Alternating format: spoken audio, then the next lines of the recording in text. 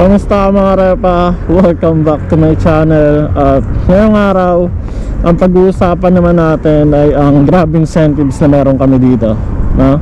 Tulad na napangako ko sa unang video ko, iisa-isahin ko yung mga details kung paano mag-qualify sa grab incentives, kung magkano ba yung makukuha nyo sa incentives, o depende kung magkano ba o saan ba kayo magka-qualify, kasi merong iba-ibang level yung incentive sa Grab eh. Bawat level meron kang makuhang amount na specific. Kunyari, for example, kahapon second incentives ang halaga nun 240.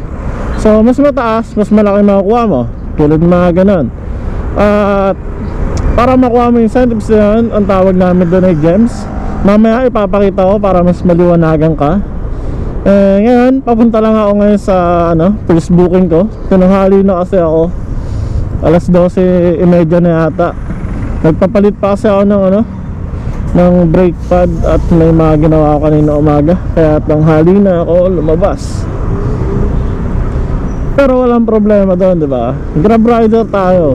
Flexible yung oras namin. Wala kaming specific time na napasok. So kahit anong oras ka bumiyahe, pwede. One of the perks of being a Grab rider yan. Flexibility ng oras mo, diba? Ang ganda. Pero yun nga, mamaya i-discuss ko, ipapakita ko sa inyo ng maayos, malinaw at detalyado kung paano yung grab incentives namin. Tapos sa dulo ng video na to, titingnan natin kung makaka-incentives ba ako ngayong araw. Nagsimula ako tanghali na, di ba? Masyado ng late yun. Pero titingnan pa rin natin kung aabot ba ako sa incentives ni Grab. Kasi pag Grab Express ka, mas maliit yung chance na makarami ka na incentives eh. Kasi di ba, malalayo yung biyahe namin. So maraming oras yung kakainin. Yung incentives, yan? Mas marami kang rides, mas mataas yung chance mong makakuha ng incentives. Sa mga Grab Express, medyo yun, sortihan pag naka-incentives ka. Unlike sa mga Grab food na mabilisan kasi yung yung delivery doon. Pagkakuha mo, deliver, malapit lang naman yung mga mga dinideliveran nila. Kaya nakakabalik agad sila sa pwesto nila para makakuha ng panibagong booking. Kaya sila yung mas tawag doon. Sila yung nakagbe-benefit doon sa Grab incentives na yan. Lalaki ng kinikita naman yan, Grab food. Pero ko yun, basta sana maka-incentives tayo. Laking bagay kasi pag naka-incentives ka. Na-explain ko din yun mamaya na mas maayos. Mahirap kasi hindi nyo nakikita yung screen. Para mas maintindihan nyo, ipapakita ko yung screen mamaya pagka wala akong booking, no? Mamaya ulit mga repa.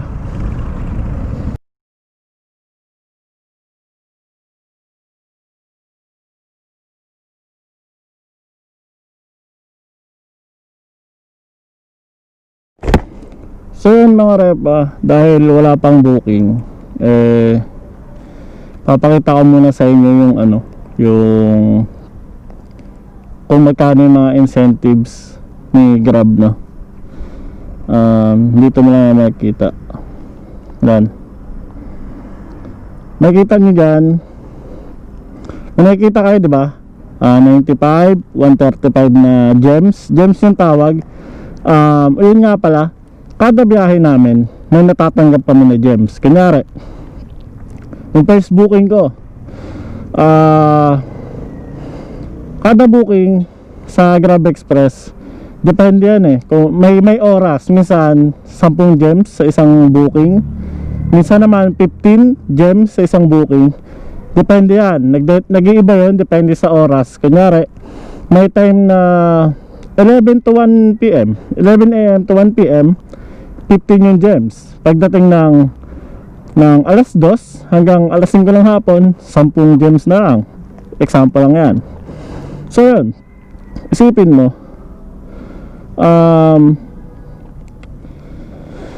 pag nakaipon ka ng 95 na gems, katumbas nun is 120 pesos na incentives. Yun ang makuha mo pag naka 95 na gems ka sa isang araw. On top pa yan ng kinita mo sa maghapon, tapos makuha mo yung 120. Pero kunyari sobrang sipag mo, sobrang lakas ng booking, nakakuha ka ng 135, katumbas ng 240. Pag lalo na pag nakakuha ka ng 180, yung 180 400, yung 230 na gems 580 pesos, at ang pinakadulo 270 gems ay katumbas 700 pesos. Kung isipin mo 15 to 10 gems lang kada araw, no? Ay kada booking. Parang ang tagal, no? Kunyari sa 95 lang, sabihin natin na makakuha ka ng ano, isang 15 gems, tapos walong 10 gems na per booking, edi naka 95 ka na. Ano ba to? May nagchat-chat, no? Istorbo. Ewan. Anyway, yun nga,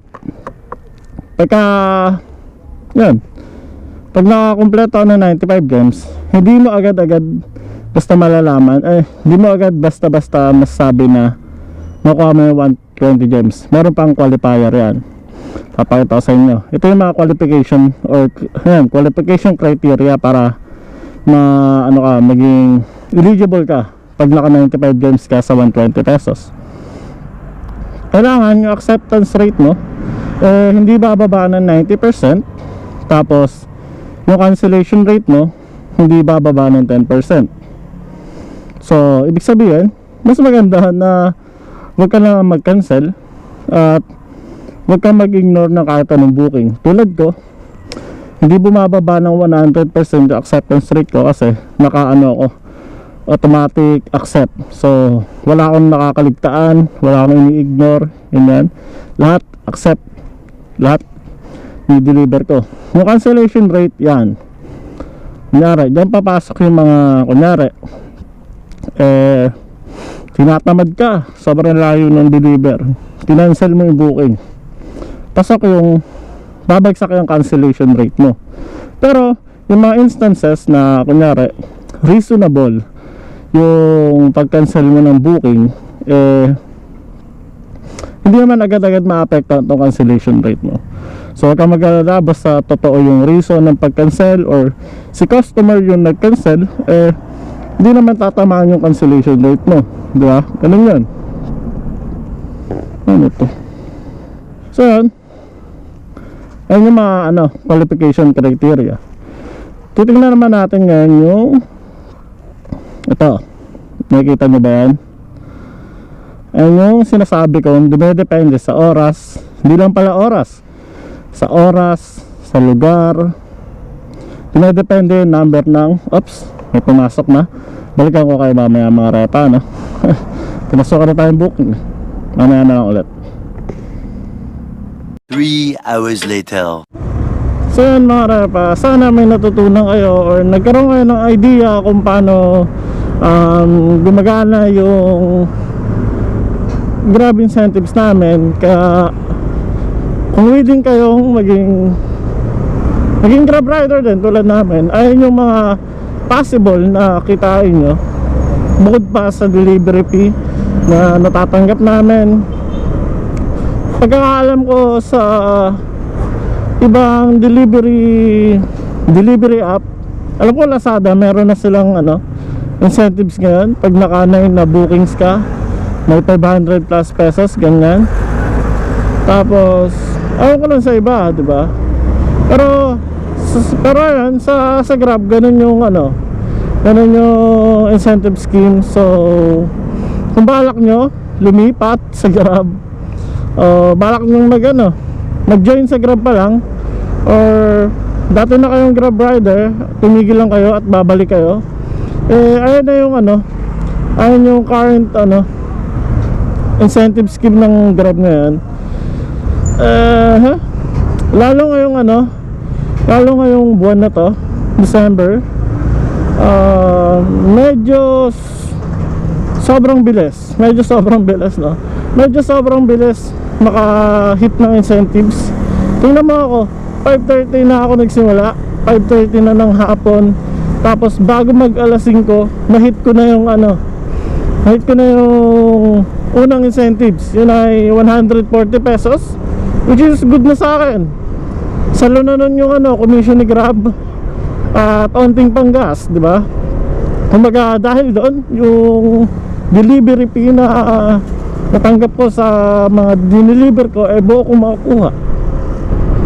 Kaya masabi ko na goods pa rin yung Grab ngayon. Marami kasi nagsasabi na lugi na daw sa Grab, ganyan, talo sa gas, ganyan. Totoo, minsan may mga delivery na parang ang baba ng fare pero ang layo, gano'n. Pero hindi naman, kasi parang basta sipag lang din talaga. Kaya nga nagbigay si Grab ng mga ganyan incentives para kahit pa paano may iba pang maging source of income ng mga Grab rider, di ba?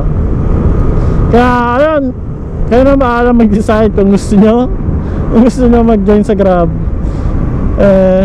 Go lang, hanapin nyo lang yung process. At dito ko natatapusin tong vlog na to. Maraming salamat sa panonood. At sana may nakuha kayo. Sana ma-inspire ko kayo na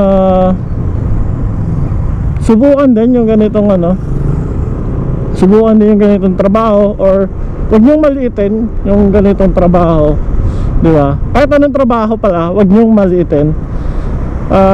Yan, respeto lang sa bawat isa. Kaya yun, maraming salamat sa panonood. Sa mga susunod na araw, mag-upload ako ng mga Grab related pa and other stuff like travel vlogs, ukay vlogs, gano'n.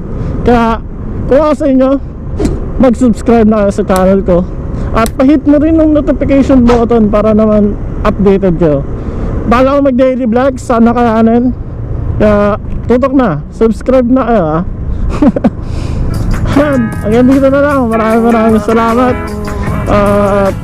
Mag-ingat kayo lagi, keep safe and be happy always. Bye bye. Trust me, I'm trying. I just stand up right at the start of the line, drawing circles.